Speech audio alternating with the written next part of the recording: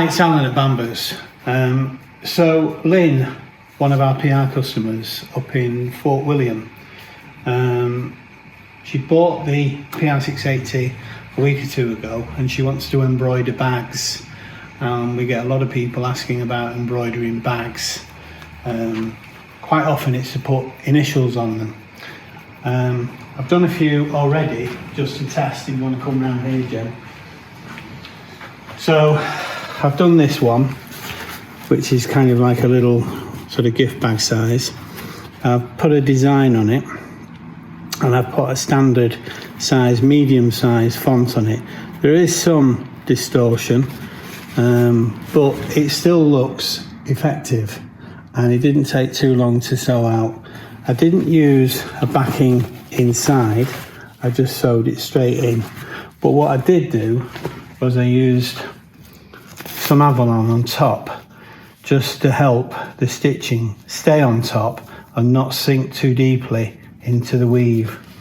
And that's one of the things that here's another one as well I did. And I put some Avalon on that as well. And when you're looking at your product, whether it's a t-shirt, fleece, bag, one of the things you should do, which I'll show you now, is consider the size of the design you're doing. Is it a heavy design?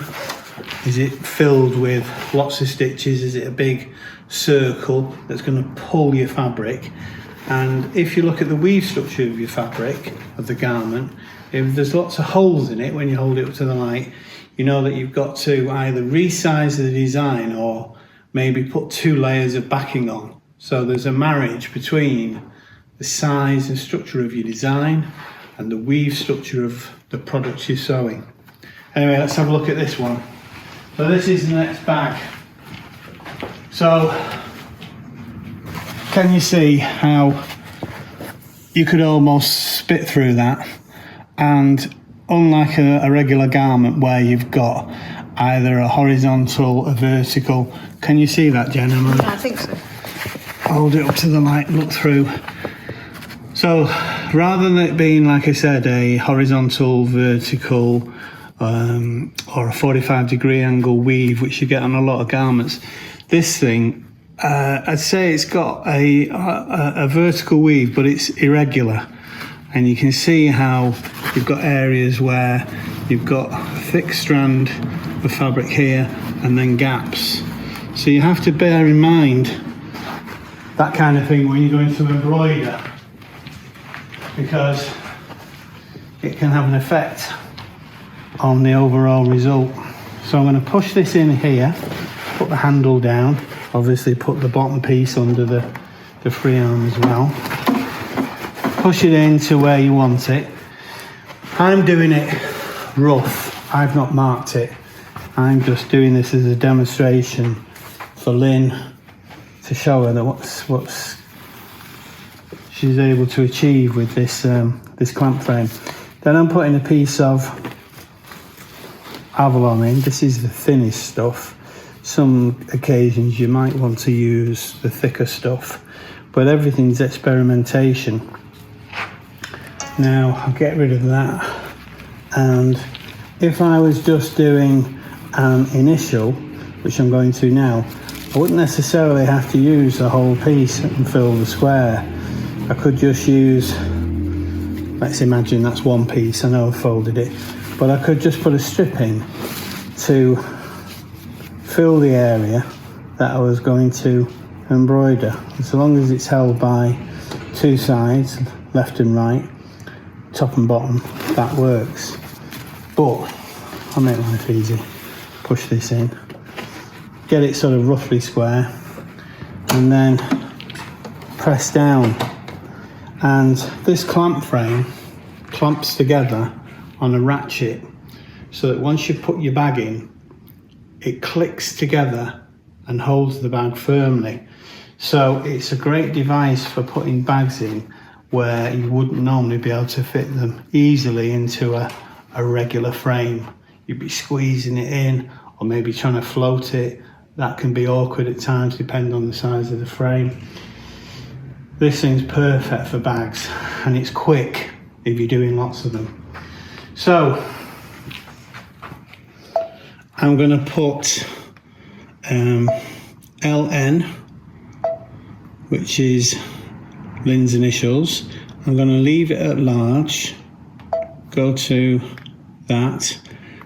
Now, when you're doing initials on bags or whatever else, sometimes, especially if you leave it large or make it bigger, the spacing between the two letters can be too close together and they become indistinct. So I'm going to go to the spacing. I'm going to make sure I've got the ABC selected, and I'm going to open it up just a little bit, not too much. And you have to be careful with the spacing that you don't distort the look, especially if you put more than 2 letters in. If you put 3 and you adjust it, you can get a gap that looks bigger between 2 letters, like a C and an N. The bottom can look distorted, the kerning. So be careful how you adjust that. I'm okay there. Now I'm going to go to the next stage, and I'm going to go to size. I'm going to make the whole thing bigger, so I use this one. So I do a nice big set of initials, but I'm also going to make it a little bit wider. I'm going to elongate it with this one.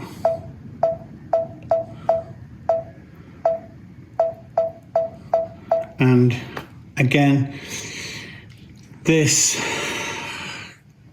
choice of size adjustment is based on what size you want to put into the frame on the bag, how long it's going to take out to sew, but also, again, because I've got a really open weave on this, if you were to use just a regular size letter, you might find that the edges were really badly distorted.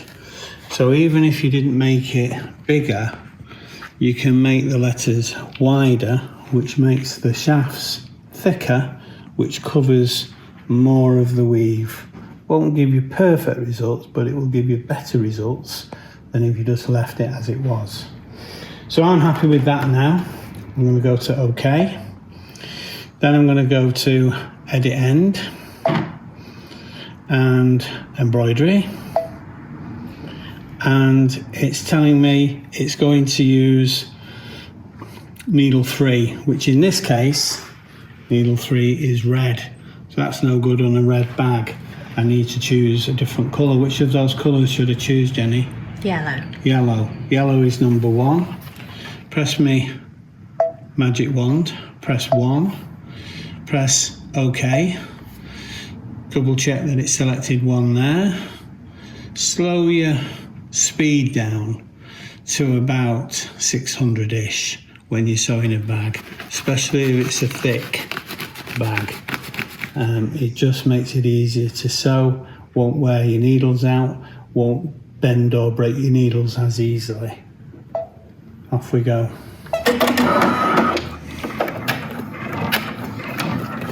First few lock stitches. And you can see how, because I've chosen a wide shaft, I've adjusted the size. Not only does it look more effective on a bigger back, but it covers, in this case, a rough finish on an irregular and open weave, and it will look quite effective. And think of colour contrast as well. I've just selected from the colours that are on this machine already, but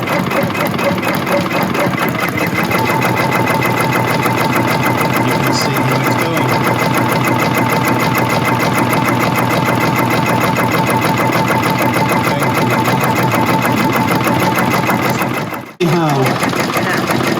You can see how it's making an effective embroidery.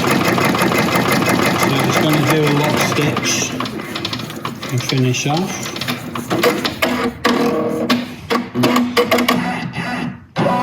I'm happy happy with that. Machine's finished. These two tabs at the back, left and right, press them and it releases the top piece of the clamp. I pull that out. You can see now, if you look at this, you can see how the clamp works. There's the base piece and it's got the fibre on it to stop things slipping, and it's just a case of pushing it down and it clamps whatever is in. So there's the finished job. It's not perfectly straight or centred, but I've just done it as a kind of a quick job to show Lynn, and then I can pull that off. If there's any little bits and pieces, you can spend a bit of time getting rid of them. So if you look at that, I would say that was average.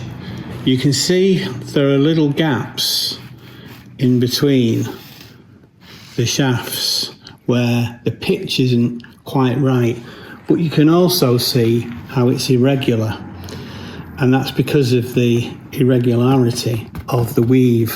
One of the things you could do with that is, after you've done a practice one, you could maybe increase the density just a little bit if you wanted to. Although, from a point of view of a sale item, a lot of people would be happy with that. And you also have to think about the time, because if you end up being like a lot of our customers where you're doing hundreds of whatever kind of bag you do, however long it takes you to do one, multiply that by 100 and you're up till 3 in the morning. If you increase the density, it takes slightly longer. But if we look at the rest of them, so 3 different bags. Small, quite rough open weave, medium size with a softer and closer weave, and you can see here it's on the sort of, it's not quite 45 degrees, but it's on an angle. And then this one, which I'd say is a vertical and horizontal weave with horrible bits where it's open, close, thick ridges. But using the Avalon on top helps you to stop the stitches sinking in. And as I mentioned earlier, you can see on these pieces I've used before, if I just use that piece, I would get probably 3 jobs out of that one piece of Avalon, which again indicates that a lot of your components, your consumables, if you use them correctly, add up to very little at all per job. Yeah. So remember, look at the garment first. Hold it up to the light. Can you see the weave? Is it close knit? Is it open?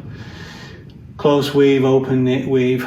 And that will help you determine what type and what size of design you embroider onto the garment. Hope that's been of some use to you.